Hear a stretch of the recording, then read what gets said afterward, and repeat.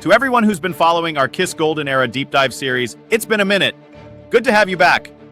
My last video on Alive 2, I said we'd wrapped up the series. But then I realized I'd overlooked a massive piece of the puzzle that you just can't ignore when talking about Kiss in their prime. I'm talking about the 1978 Japan-exclusive box set, Zoku Jigoku no Zembo, The Originals 2. Let's dive right into why this thing is legendary. To understand The Originals 2, we first have to look back at its predecessor, the 1976 box set, The Originals. In the States, The Originals dropped on July 21st, 1976. This was right after Destroyer became their first studio album to go gold. The whole idea was to boost the sales of their first 3 albums, which were still struggling to move units at the time. It was a limited run of 250,000 copies that sold out completely, peaking at #36 on the Billboard 200. Back then, in the US market, it was seen as a bit of a business move, clearing out inventory for the first 3 records, Kiss, Hotter Than Hell, and Dressed to Kill, or just organizing the catalog for new fans. These days, it's mostly forgotten by everyone except the die-hard completionists. But over in Japan, it dropped right in time for their first tour in '77 and became an absolute monster hit.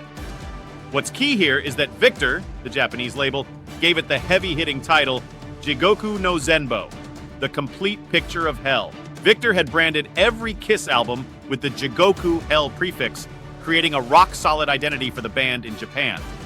This turned the box set into a holy grail of the Kiss mythology, carrying way more cultural weight in Japan than it ever did in the US. By the following year, Kiss was at the top of the world, but behind the scenes, the band was cracking at the seams. This tension led to 2 very different marketing strategies in the US versus Japan.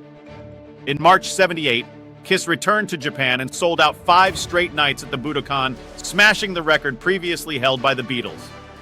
To capture that lightning in a bottle, Victor independently came up with the Zoku Jigoku no Zembo, The Originals 2, the sequel, the complete picture of hell. Meanwhile, back in the States, Casablanca Records was betting big on the double platinum remix album and the 4 solo albums. But Victor Japan wasn't looking for a stopgap. They wanted the ultimate souvenir to commemorate the tour. That's how we got this unique situation, a part 2 inches box set that exists only in Japan and never saw the light of day in the US. The reason Kiss collectors worldwide call this the holy grail of vinyl starts with the track list. The albums included are pure gold. The Originals 2 packs these 3 heavyweights. 1. Destroyer. Produced by Bob Ezrin, this magnum opus pushed the band's sonic boundaries, though its experimental direction definitely split the fans down the middle. 2. Rock and Roll Over, the classic record where Eddie Kramer brought back that raw, tight-as-hell groove. 3. Love Gun, the last studio effort of the golden era, where all 4 original members' personalities just exploded. From all your comments, it's clear that even for fans back in the States, this second trilogy represents the band's true peak and the albums you love the most, even more so than the first 3 featured in The Originals.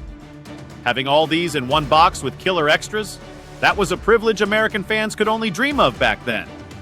Here's what makes this the most over-the-top Kiss set in the world, the extras. 1. An 8-page color photo booklet. It's LP-sized and packed with shots from the '77 tour. The Japanese print quality at the time was insane. It really made the band's visuals pop. 2. An 8-page lyric and liner note booklet. It's got everything, deep dives into the music, English lyrics, and Japanese translations. For fans back then, this was the Bible for understanding the Kiss legend. 3. The legendary Kiss masks. Cardboard masks of all 4 members. If you find a set where these haven't been punched out yet, you're looking at something worth over $1,000. 4. The Marvel Comics crossover. The gatefold features bold artwork from the '77 Marvel comic. The Originals 2 wasn't just some regional limited edition. It's a piece of art, capturing the absolute peak of the golden era in '78, right before things started to fall apart, all preserved with Japanese craftsmanship.